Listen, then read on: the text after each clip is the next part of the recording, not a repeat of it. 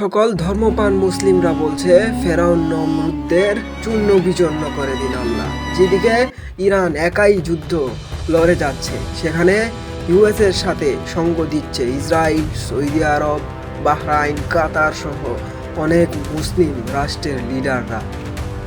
যেন এক পাশে ইরান, অন্য পাশে এই শক্তিধর রাষ্ট্রগুলো। কিন্তু ধর্মপ্রাণ মুসলিমরা ইরানের পক্ষেই আওয়াজ তুলছে। ইরানও মাথা নোয়াবর নয়, কাল রাতেই একের পর এক হামলা চালিয়েছে। তাদের হামলার মধ্যে একটা ছিল হাইপারসনিক মিসাইল হামলা। Whoa, did you see that? That was fast. হামলার হতাহতের সংখ্যা পারফেক্টলি না জানা গেলেও ইসরায়েলিদের ভিডিও ধারণ করা দেখে বোঝা গেছে যে কেমন ভয়াবহ ছিল হাইপারসনিক মিসাইলের হামলা। ইসরায়েল আবার লেবাননে হামলা করে প্রায় 31 জনকে নিহত করেছে।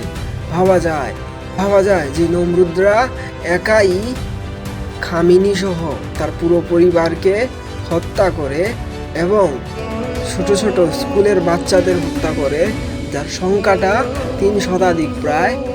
সেখানে এখন শান্তির ডাক দেওয়া হয়। যুক্তরাজ্য এখন আমেরিকাকে তাদের ঘাঁটি ব্যবহার করতে দিবে ইরানে হামলার জন্য। ভাবা যায় কতটা ভয়াবহ। ডোনাল্ড ট্রাম্পকে পুশ করতেন সৌদির বাদশা, বলতেন, বাবা ডোনাল্ড ট্রাম্প হামলা করছো না কেন? অনেকটা মস্কারি করে কথাটা বলা হলেও এভাবেই ডোনাল্ড ট্রাম্পকে পুশ করতেন সৌদির যুবরাজ সালমান, যেন তিনি ডোনাল্ড ট্রাম্পের পুত্রের দায়িত্বটা নিয়েছেন।